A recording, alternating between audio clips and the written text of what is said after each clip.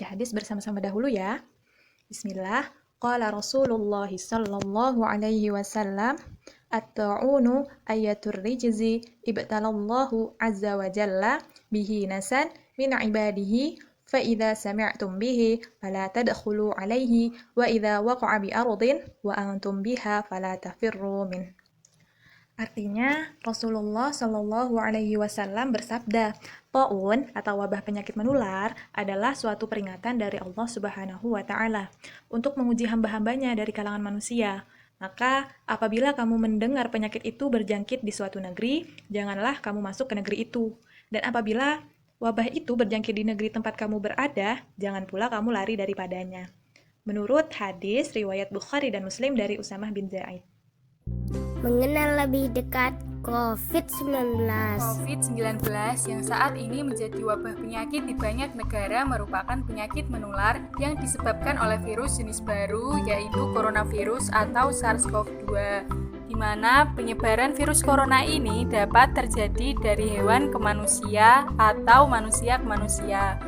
Nah, untuk faktor resiko COVID-19 pada anak-anak kasusnya cukup rendah dibandingkan dengan dewasa dan lansia. Hal ini dikarenakan pada anak-anak memiliki daya tahan tubuh yang baik untuk melawan virus melalui respon imun.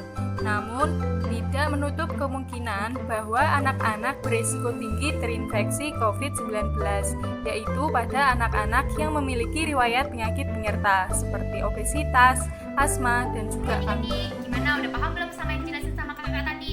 Nah, di sini kakak mau menambahkan sedikit informasi tentang gimana sih cara penularan COVID-19 itu.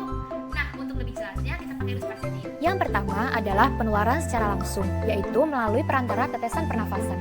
Virus bisa ditularkan melalui tetesan yang dihasilkan ketika seseorang sedang batuk, bersin, atau berbicara.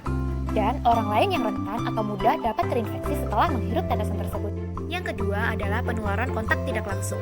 Virus dapat ditularkan melalui kontak tidak langsung dengan orang yang terinfeksi. Tetesan yang mengandung virus dapat disimpan di permukaan objek yang dapat disentuh oleh tangan orang lain. Penularan virus corona secara tidak langsung terjadi apabila seseorang menyentuh permukaan atau benda apapun yang sudah terkena atau terkontaminasi percikan atau tetesan dari seseorang yang terpapar COVID-19. Virus corona seperti diketahui dapat bertahan selama beberapa jam di berbagai permukaan seperti kaca, plastik, baja, tembaga, kertas, hingga kayu. Ketika tanpa diketahui menyentuh benda yang sudah terkontaminasi virus corona tersebut dan menyentuh wajah seperti di bagian hidung, mulut, dan mata tanpa mencuci tangan terlebih dahulu, kita berisiko tertular loh. Tanda dan gejala COVID-19. 1. Demam lebih dari 38 derajat Celcius. 2. Batuk kering. 3. Tubuh terasa kelelahan. Dan juga ada tanda-tanda yang mungkin terjadi. 1. Sakit tenggorokan. 2. Tubuh merasa tidak nyaman. 3. Diare. 4. Mata merah. 5. Sakit kepala. Dan 6. Terdapat kemerahan pada kulit. Untuk gejala yang serius, 1. Sesak napas. 2. Nyeri pada dada. 3. Hilang kemampuan untuk bergerak ataupun berbicara. Dek, gimana sih cara pencegahan COVID itu? Berikut ya penjelasannya. Ketika batuk, siku tangan digunakan untuk menutupi mulut dan hidung kita. Oke? Selain menggunakan siku tangan, kita juga bisa menggunakan tisu ketika kita bersin, supaya tidak tertular kepada orang lain. Ada 7 langkah cara mencuci tangan, mulai dari depan hingga ke belakang. Sela-sela jari, kuku jari, kuku jari, jempol pergelangan. Dan jangan lupa selalu menggunakan masker ketika kita keluar dari rumah, dan selalu menyediakan hand sanitizer. Dan kita masuk pada pencegahan selanjutnya, yaitu kita harus menjaga jarak antar individu minimal 2 meter.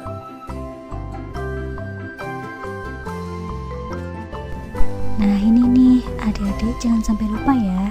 Tiap pagi harus buka jendela yang ada di rumah agar tetap mendapat aliran udara dan sinar matahari yang cukup, sehingga rumah kita sehat. Terakhir, kita harus rajin membersihkan peralatan pribadi yang sering kita gunakan, misalnya alat makan dan alat-alat penting lainnya. Di sini kakak mau kasih beberapa tips nih buat adik-adik semua supaya bisa menjaga sistem imun tubuh kuat, nggak gampang kena penyakit, virus, dan lain sebagainya. Gimana sih caranya?